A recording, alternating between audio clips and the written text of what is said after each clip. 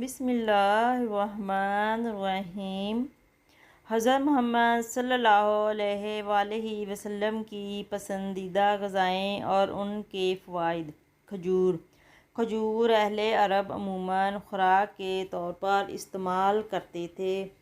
حضور نبی کریم صلی اللہ علیہ وآلہ وسلم نے کھجور کی بڑی تعریف فرمائی، خصوصاً عجوا کھجور کی۔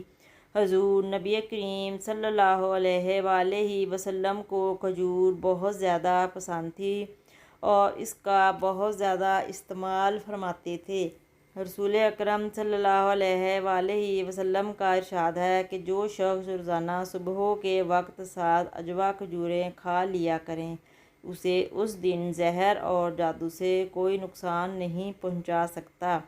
عجوا جنت کا پھل ہے، اس میں زہر سے شفا دینے کی تاثیر ہے۔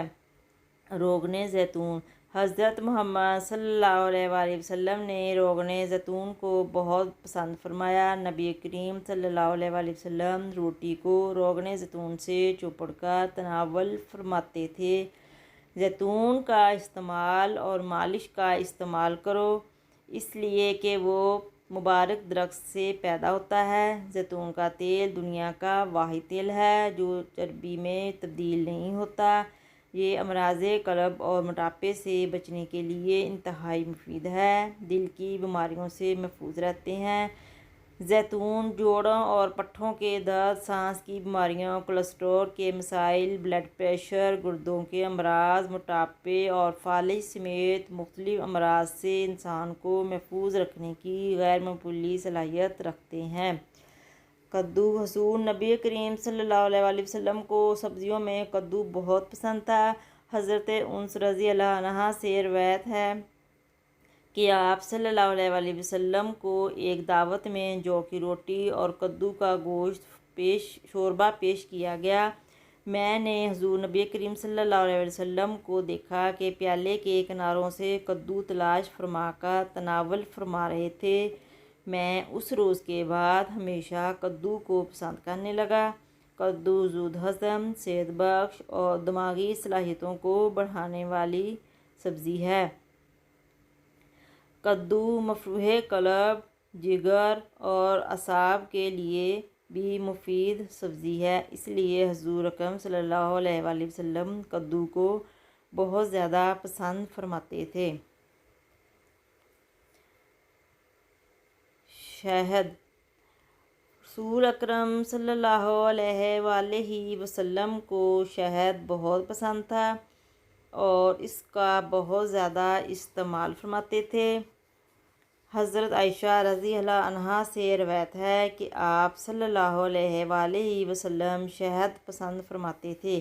شہد کی شفا بخشی کا ذکر قرآن میں بھی آیا ہے، اسے موت کے علاوہ ہر مرض کا علاج قرار دیا گیا ہے۔ شہد کا استعمال جسم کو امراض سے محفوظ رکھتا ہے۔ تمام تر کاوشوں کے باوجود اب تک شہد کا متبادل تلاش نہیں کیا جا سکتا۔ شہد کی ایک خوبی اس کے رس کا جلد پر اثر کرنا اور قدرتی اینٹی بائیوٹک ہونا ہے۔ یہ حلق سے نیچے اترتے ہی خون میں شامل ہو جاتا ہے۔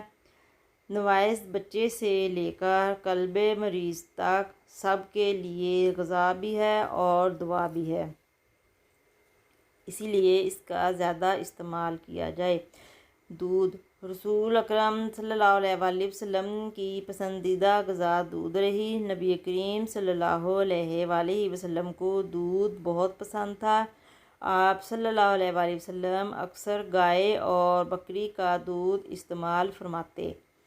آپ صلی اللہ علیہ وآلہ وسلم نے ارشاد فرمایا، تم لوگ گائے کے دودھ کو اپنے لیے لازم قرار دیا کرو کیونکہ یہ شفا بخش ہے اور اس کا گھی دوا ہے۔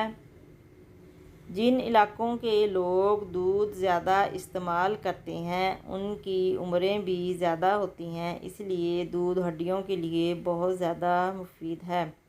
اس کے علاوہ مزید ٹپس اور ریمیڈیز کے لیے آپ چینل کو سبسکرائب کر لیجئے، ویڈیو کو لائک کریں، پیارے پیارے کامنٹ کریں۔